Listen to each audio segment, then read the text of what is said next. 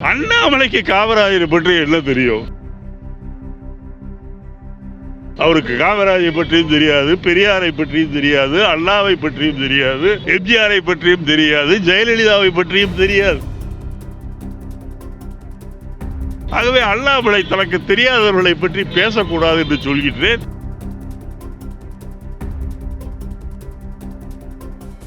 விக்கிரவாண்டி தேர்தலிலே திராவிட முன்னேற்ற கழகம் பெற்ற மிகப்பெரிய வெற்றியானது தமிழகத்தில் ஒரு நல்ல ஆட்சி நடந்து கொண்டிருக்கிறது என்பதற்கு இதுதான் மக்களுடைய ஆதரவை தருகின்ற வகையில் தான் இந்த வெற்றியை தந்திருக்கின்றார்கள்.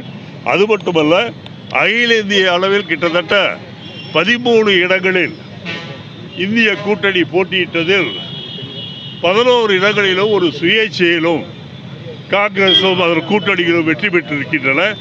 பாரதிய ஜனதா கட்சியை பொறுத்தவரையில் 2 இடங்களில் தான் அவர்கள் வெற்றி பெற்றிருக்கின்றார்கள். இது மேலும் மோடிக்கு விழுந்த இன்னொரு அடியாக நான் கருதுகின்றேன். இனிமேல் மோடி அவர்கள் பாராளுமன்றத்திலே பேசும்போது, அதுவும் குறிப்பாக பெண்கள் பேசும்போது எழுந்து ஓட மாட்டார் என்று நான் நினைக்கின்றேன்.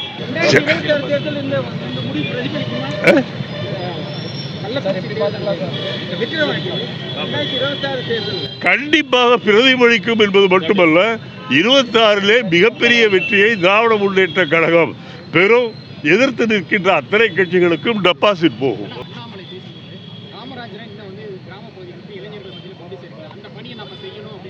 யாரு? அண்ணாமலைக்கு காமராஜரை பற்றி என்ன தெரியும்? அவருக்கு காமராஜை பற்றியும் தெரியாது, பெரியாரை பற்றியும் தெரியாது, அண்ணாவை பற்றியும் தெரியாது, நம்முடைய எம்ஜிஆரை பற்றியும் தெரியாது, ஜெயலலிதாவை பற்றியும் தெரியாது. அவருக்கு தெரிந்ததெல்லாம் பழனிசாமி தான். ஆகவே அண்ணாமலை தனக்கு தெரியாதவர்களை பற்றி பேசக்கூடாது என்று சொல்கின்றேன். வேண்டுமென்றால் எவ்வளவு பெரிய தோல்வி அடைந்த, இன்னும் மோடி எவ்வளவு சோகமாக இருக்கின்றாரே, அவருக்கு போய் ஆறுதல் சொல்லலாம் என்று சென்றால் நன்றாக. செய்திகளை உடனுக்குடனும் துல்லியமாகவும் தெரிந்து கொள்ள சப்ஸ்கிரைப் பண்ணுங்க.